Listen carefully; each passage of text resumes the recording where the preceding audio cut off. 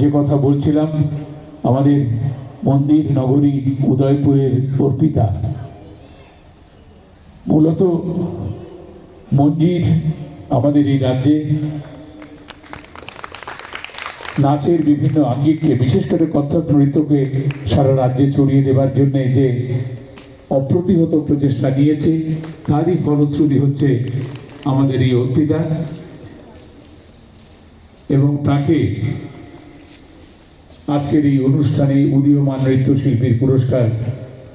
তুলে দিচ্ছেন মল্লিকা দাস তার মায়ের স্মৃতিতে, কুমারী দেববর্মা দাস স্মৃতি উদীয়মান নৃত্যশিল্পীর পুরস্কার, মানপত্র, স্মারক, উত্তরীয়, চকলেট তো অবশ্যই আছে, এবং 10,000 টাকা। আসুন সবাই মিলে আরেকবার এইখানে দেখতে পাচ্ছি উপহারে